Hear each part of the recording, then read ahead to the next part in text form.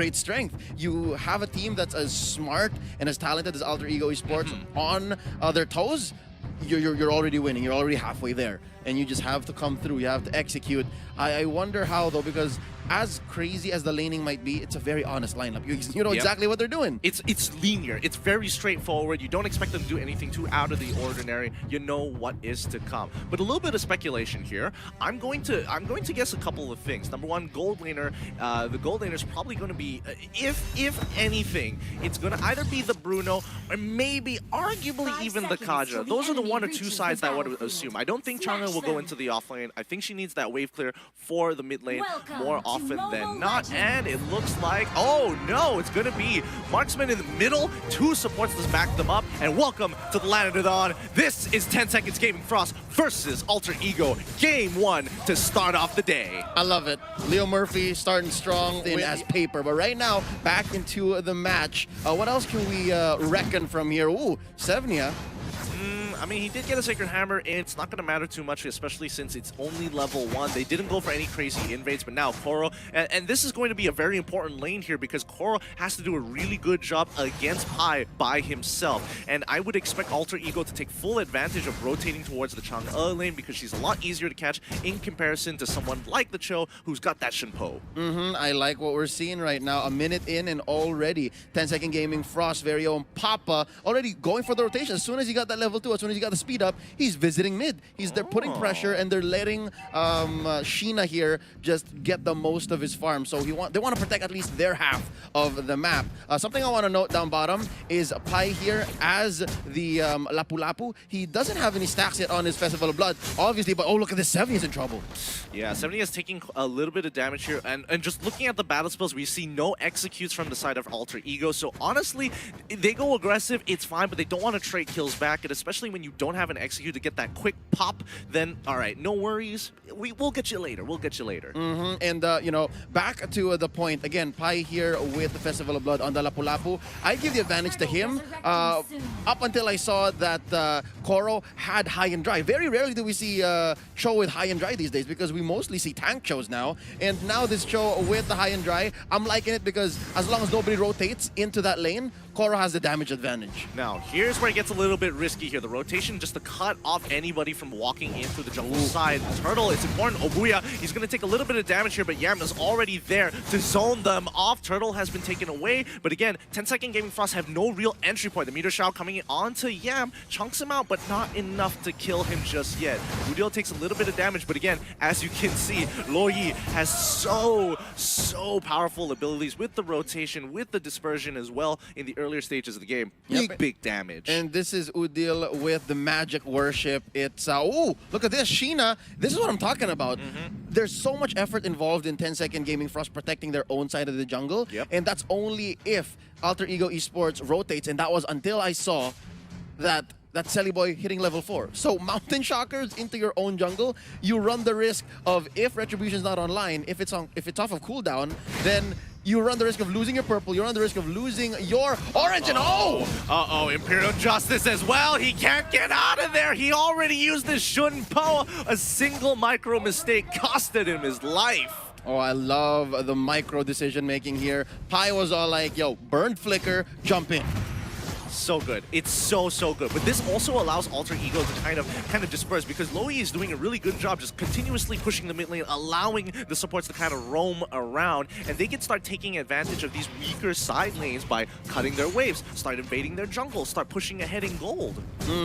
I like what Udil here has done as well. Hold up, big fight in mid. Imperial Justice on Koro once more, and this time he can't really get out of this. Yam is able to lock him down. Papa looking for some return kills. Yam quickly flickering on out of there because Venya getting right on top, rotation cutting off one. Pai trying to get another. He jumps on in. The Divine Justice ain't enough. It's going to be 3 dead, and Pai can't seem to get out of here. Finally, a return kill. 3 for 2, but at what cost? I think I was relatively safe for 10-second Gaming Frost. Like, they knew that if we did not pick this fight, if we just let go of these 2 for none, instead of going for the 3 for 2, then they would have lost the turret, possibly, and they just would have given it up. So I think that was the necessary evil. And if anything, I think 10-second Gaming Frost won out in the end because Sheena didn't fall at all. I mean, true, Sheena didn't fall, but you have to admit, in terms of gold, at least Alter Ego are trading upwards. And you've already created this slight disparity of gold, which is absolutely fine. But then again, Imperial Justice landing on top of the rotations. Svenja is going to be pushing it out. Implosion doesn't connect. Real good moves coming out of Leo Murphy. So far, all of Svenja's implosions have been reactive. So I'm looking forward to seeing this Tigreal do a little better.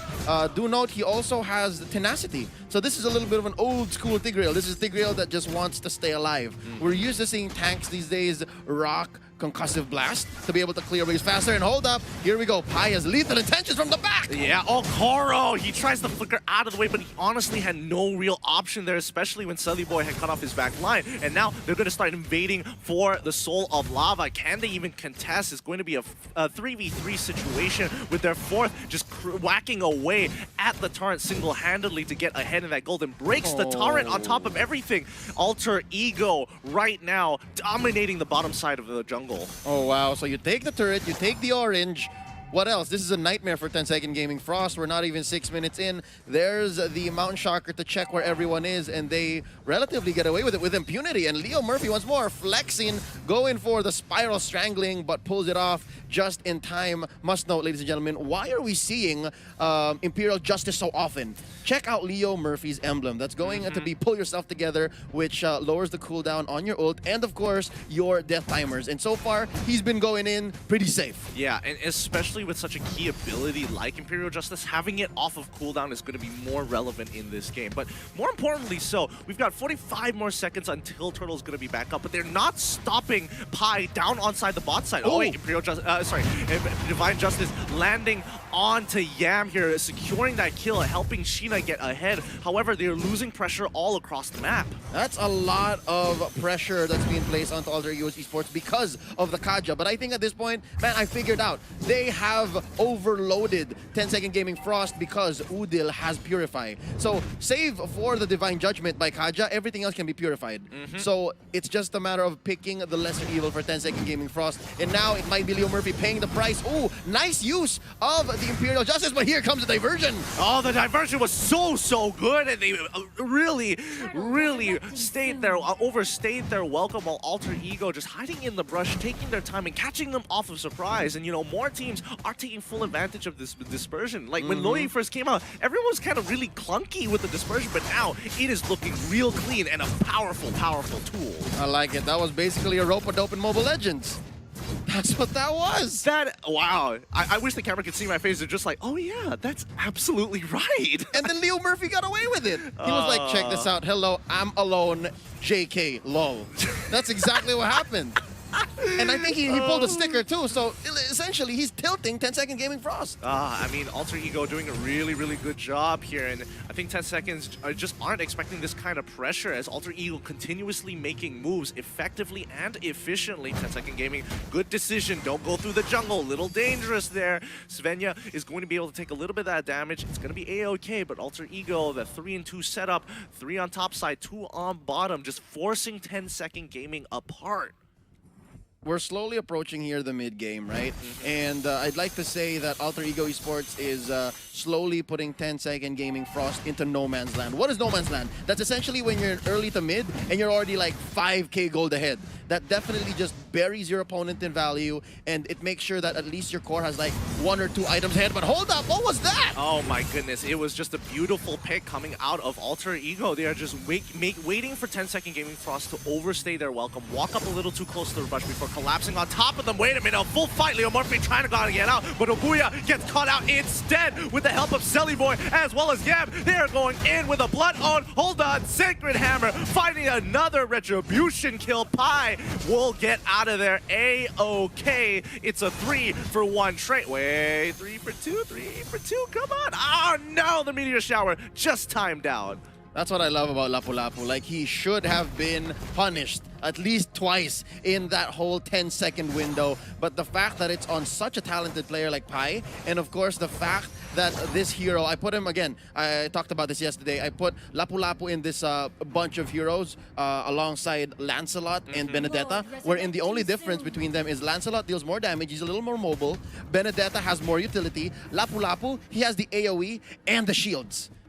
It's so good. It's so good. And I think, you know, a lot of teams have been eyeing it ever since MPLI, but coming into this Lord push here, Alter Ego just putting 10-second Gaming Frost into this chokehold where every single move they make, it's just going to get deeper and deeper into that neck.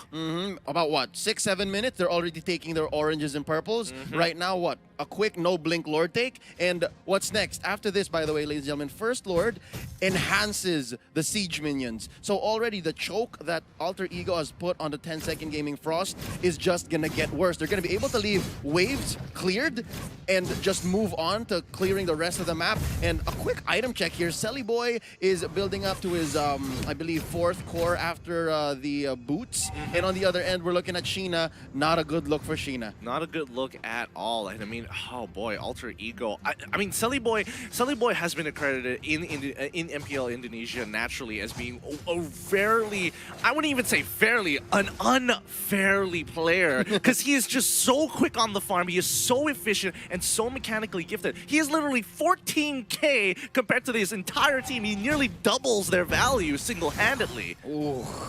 So looking at the numbers here and looking at the essentially the way the map looks, Lord just marched in a little closer. Okay, that's fine. That's actually better for 10 seconds gaming, so they can hit it a little bit more safely. Lord is going to go down, and you know, Alter Ego, they're totally fine with this. They're 11k ahead. The Luminous Lord will start spawning. In a little bit, and in the meantime, they're going to start cracking open. Oh no, but they're going to start immediately with a fight. The Imperial Justice coming on through. They trade 2 for 1 now, as Selly Boy needs to start pulling back. He does have the killing spree, but he can't be the first person to go in. Yam just waiting for another opportunity to jump on through. Leo Murphy has to just bite the bullet on that one. However, his death netted 2 inhibitor turrets and 2 deaths for the side of 10-second Gaming Frost. Oh, this is looking dire for 10-second Gaming Frost. 3 defenders. If Alter Ego Esports wanted to, they can force this, and here's another fight. Speaking, I mean, you got it right on the dot. Force it, they did, and they did an amazing job as they look to end this game.